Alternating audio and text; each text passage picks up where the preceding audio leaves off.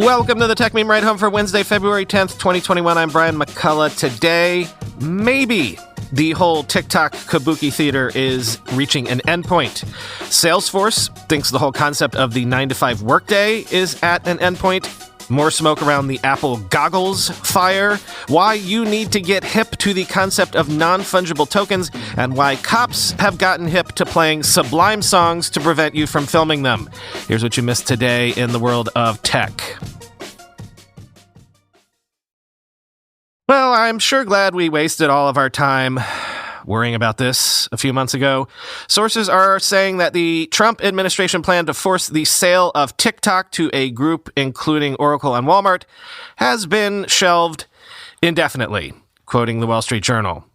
Discussions have continued between representatives of ByteDance and U.S. national security officials, the People said. Those discussions have centered on data security and ways to prevent the information TikTok collects on American users from being accessed by the Chinese government, they said.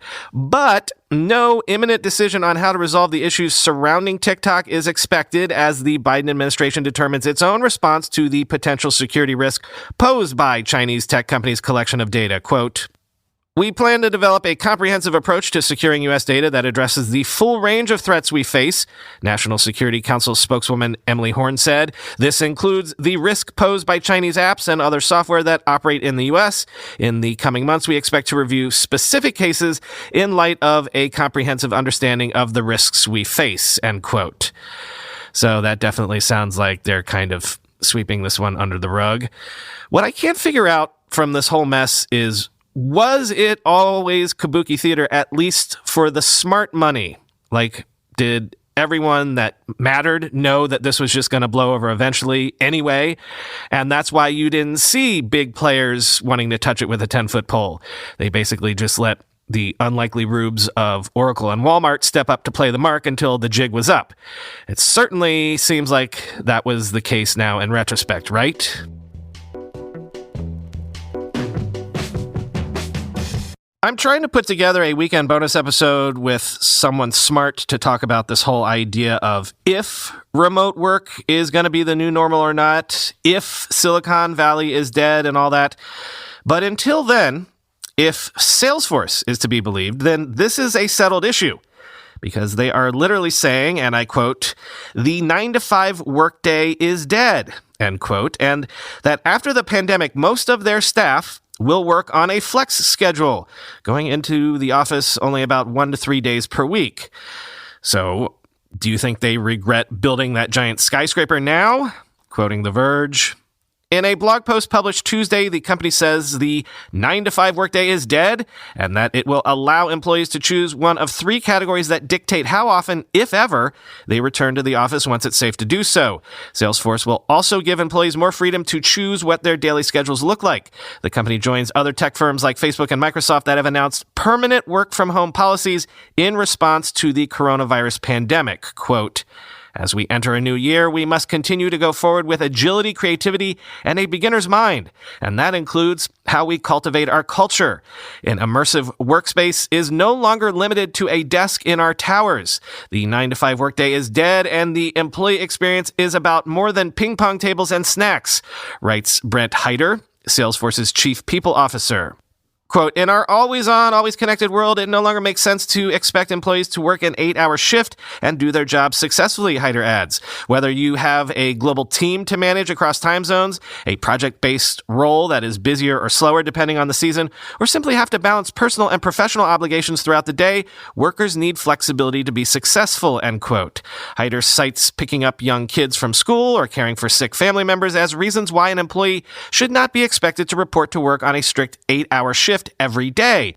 He also points to how the removal of strict in-office requirements will allow Salesforce to expand its recruitment of new employees beyond expensive urban centers like San Francisco and New York, end quote. So again, that does all sound sensible, delightful even, humane. So why am I still so skeptical it's actually going to turn out that way in the end? Now, I did just yesterday record the episode that will delve into the state of VR and AR, so we'll either release that this weekend or next. But the reason we're poking into this stuff now, as I've said, is because there continues to be smoke around this. Nikkei Asia is reporting that Apple has partnered with TSMC to develop ultra-thin micro OLED displays for its, well, this article is calling it their augmented reality devices, but I suppose it makes more sense for a VR device, right? Although, remember, the rumors have been that Apple's first device would be VR acting as AR. Anyway, quoting The Verge, the R&D project is said to be in a trial production stage, focusing on displays that are smaller than 1 inch in size and several years away from commercialization. Apple is also said to be developing micro-LED displays at the same Apple lab in Taiwan. According to Nikkei, the micro OLED displays in development are able to be so thin and compact because they're built directly onto chip wafers, rather than glass like traditional OLED or LCD screens. News of the project follows reports that Apple has both VR and AR headsets in development. It could release its first VR headset, codenamed N301, as early as next year, while a more lightweight pair of AR glasses, codenamed N421, could follow in 2023. As well as working on micro OLED, Nikkei reports that Apple is also working on micro-LED display technology at the same secretive lab in Taiwan. These self-emissive panels, which use miniature LEDs to remove the need for a traditional backlight, could eventually end up in devices like the Apple Watch, iPad, and MacBooks. Samsung already sells a micro-LED TV called The Wall, though the technology is a long way from being mainstream or affordable. As a side note, micro-OLED and micro-LED are distinct from Mini-LED, which uses an array of LEDs as a backlight behind a more traditional LCD display. Mini-LED technology is already available in TVs from the likes of TCL, and Apple is also reportedly working to bring it to devices like iPads and MacBooks in the not-too-distant future, end quote.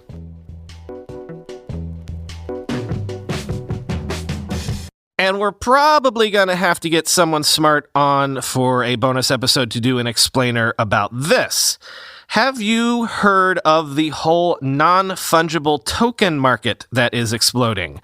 How there are things like limited edition pieces of art and other collectibles being traded on the blockchain for big, big money. As a quick explainer, I'm going to put a story from Forbes in the show notes about how 3 limited edition NBA highlight video cards have sold for more than $30,000 on NBA Top Shot, a joint venture between the National Basketball Association, the NBA Players Association, and Dapper Labs, which is best known as the creator of CryptoKitties. If none of that makes sense to you, then that's probably because you haven't taken my recommendation to listen to the Coin Talk podcast. But seriously, this NFT market is really getting crazy. Word today that 9 plots of land on the blockchain game Axi Infinity were sold for over 888 ETH, or around $1.5 million, thereby setting a new record for the most expensive non-fungible token sale ever, quoting Decrypt. The buyer was an anonymous entity known only as Flying Falcon. While the digital land is worth the same as a high-priced property in a prime location in the real world, Flying Falcon said they see the potential for such digital ecosystems to grow even further. Quote, Axi Land has entertainment value, social value, and economic value in the form of future resource flows, they said. Called the Epic 9 Plot Genesis Estate, the virtual land is a special supply-capped plot with a unique aesthetic and special positioning within the Axi Land system. It's part of an upcoming game mode within Axi Infinity that allows players to build or decorate property, harvest resources, and battle their own digital monsters called Axis. Users can virtually train, raise, battle, and even breed their Axis with other players. Every such Axis has a unique genetic markup, which in turn changes their in-game value, with some of them fetching a huge price on the open market. Players can even rent their property out, earn yields for doing so, and increase the land's value by hosting in-game events like concerts or art galleries. And the recent $1.5 million purchase came as part of just that. Quote, Genesis land plots are the rarest and best positioned plots in Axie Infinity. They were a natural fit for my thesis, said Flying Falcon in a tweet, end quote. So, buying virtual real estate inside the metaverse, we are straight up now acting out the plot of Snow Crash, aren't we? It's just that Neil Stephenson never predicted cryptocurrencies. Or maybe he did. Maybe I'm forgetting.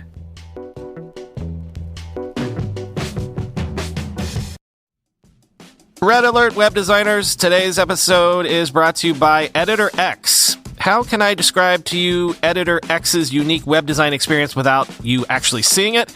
Well, imagine a platform built specifically for designers and agencies where you can create complex sites while feeling like you're working inside a visual design software program. Imagine stepping into a wide workspace where you get total control of CSS powered by smooth drag and drop. And imagine layouting tools that give such precision over element positioning that you can create fluid designs efficiently. The canvas is so intuitive, it feels like a physical space where you can move things around as you want. Now, picture a hassle-free client handover. With EditorX's code-free CMS, your clients can update site content behind the scenes without messing up your design. And finally, imagine an efficient workflow and collaboration process. With EditorX's recently launched shareable design libraries, plus other exciting new features coming soon, you and your team can work more effectively together. I can talk about this all day, but you should really go see it for yourself at EditorX.com. Discover the new standard in web design. That's EditorX.com. I want you to go talk to Tiny even if you don't have a business of your own to sell. Tiny Capital is in the business of finding incredible businesses to invest in or to take over and run. So if you point them in the direction of a great company, you'll get credit. All you have to do is email Tiny, pitch them on the company you'd like to introduce them to, and they'll confirm that they haven't spoken to that company in the past, and then you'll get credit if a deal ends up going through. What do I mean by credit? How about Tiny will pay for a trip around the world for you and a friend? What about Tiny will buy you your dream car? Of varying degrees of absurdity. Or how about cold, hard cash ranging from $25K to $500K and more, and a finder's fee?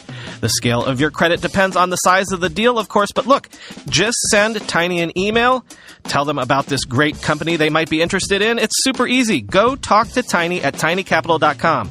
And when you get in touch, tell them Brian sent you. This is from the News You Can Maybe Use department, based on the premise that if the numbers I've been seeing are to be believed, then a lot of you listening to me right now spend your days inside of Microsoft Teams. So maybe it would be useful for you to know that Microsoft has launched 2 new apps for Teams. The first is Bulletins, where organizations can share news in one place, and the second is Milestones, which tracks the status of work items. Quoting Windows Central, within Bulletins, articles can be organized under categories and include media such as images, videos, and actionable buttons. Publishers of content through Bulletin can keep track of different metrics, including how many people have viewed an article. The Bulletins app can be pinned to Teams, and people can select categories to customize their view. Microsoft highlights that the Bulletins app is optimized for mobile devices, meaning that important information such as weather alerts and system outages can be viewed on mobile devices when people are in the field. The Milestones app creates a central location for keeping track of the status and updates of work items. You can track items by owner or status, and updates are tracked in an activity log. Organizations can customize the Milestones app by updating fields labels, adding new fields, or adding changes to process flows, such as adding notifications for work stream owners to keep people up to date, end quote. And from the could be useful file, although it could also be from the file of they didn't already do this. I mean, Waze has had this sort of thing forever, right?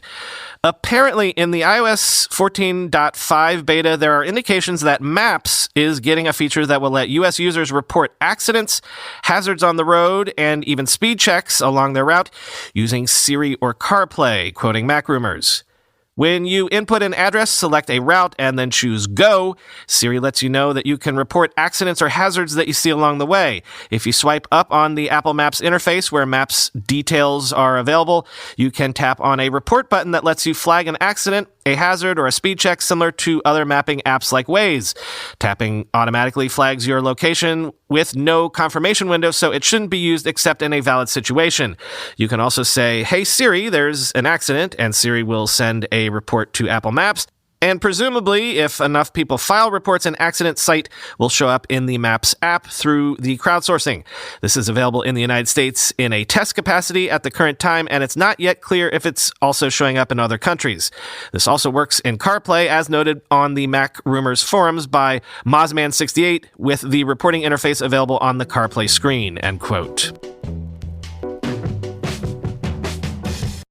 Finally, to paraphrase the Harvey Keitel scene in Taxi Driver, just because the cops don't look hip, you can't assume they're not hip. Apparently, police officers in Beverly Hills have been playing licensed music while being filmed by citizens. What's this now? Well, it's apparently an attempt at a clever life hack. Big platforms like YouTube or Instagram have those automatic copyright content filters, right? So if you were to play a song, maybe that prevents content from being posted to the socials. Quoting Vice. Senate Devermont was at the department to file a form to obtain body camera footage from an incident in which he received a ticket he felt was unfair. Devermont also happens to be a well-known LA area activist who regularly live streams protests and interactions with the police to his more than 300,000 followers on Instagram. So he streamed this visit as well, and that's when things got weird. In a video posted to his Instagram account, we see a mostly cordial conversation between Devermont and BHPD Sergeant Billy Fair turn a corner when Fair becomes upset that Devermont is live streaming the interaction, including showing work contact information for another officer. Fair asks how many people are watching, to which Devermont replies, "Enough." Fair then stops answering questions, pulls out his phone, and starts silently swiping around, and that's when the ska music starts playing. Fair boosts the volume and continues staring at his phone. For nearly a full minute, Fair is silent and only starts speaking after we're a good way through Sublime's song Santeria, end quote. Okay, so playing Sublime is maybe the most LA thing ever, right? Someone remembers the summer of 1996 as well as I do, apparently.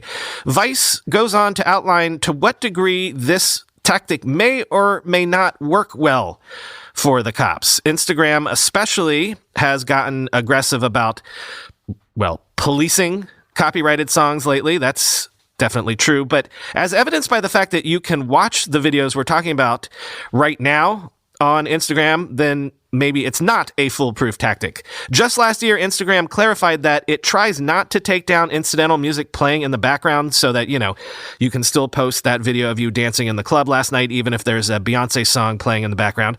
Still, quoting from Vice again, in an archived clip from a live stream shared previously to Vice Media that Devermont has not publicly reposted, but he says was taken weeks ago, another officer can be seen quickly swiping through his phone as Devermont approaches. By the time Devermont is close enough to speak to him, the officer's phone is already blasting In My Life by the Beatles, a group whose rights holders have notoriously sued Apple numerous times. If you want to get someone in trouble for copyright infringement, the Beatles are quite possibly your best bet. As Devermont asks about the music, the officer points the phone at him, asking, "Do you like it?"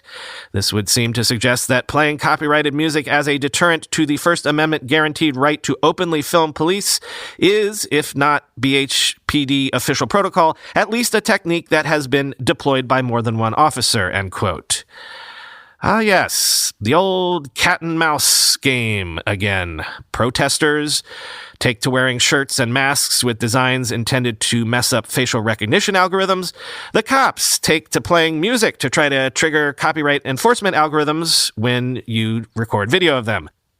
The cyberpunk future angle to all of this is all sides are just trying to game the true gatekeepers of modern life, the true rules enforcers, the algorithms. As William Gibson once said, the street finds its own uses for technology.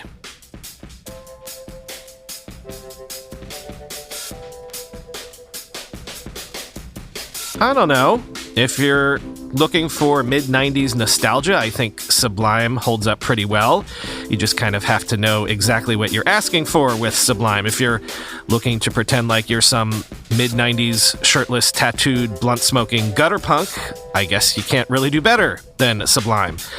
This weekend, my wife and I wanted to watch a movie with the kids that we remembered from our childhood, so we chose Weekend at Bernie's. And I tweeted out that I thought it really kind of holds up, and people thought I was joking, but I wasn't. If you want a movie that's like 100% just reeking of, just encapsulating the year 1989, you can't do better. So if you're in the mood for that, Weekend at Bernie's is the best. Plus, the internal logic of that movie is pretty airtight. I mean, the premise is absurd, of course, but the internal logic of the narrative, and thus the humor, is pretty unimpeachable. Because, seriously, movies from the 80s that get way more respect than Weekend at Bernie's absolutely fall apart when you really put them under the microscope. Like a movie from that same year, Roadhouse. Just say the outline of the plot of Roadhouse out loud and see if you can make it make any sense. Anyway, second day in a row that I'm getting all old man waves cane on you, but there you go. I just had a birthday last week, so I guess I'm feeling my age right now. Talk to you tomorrow.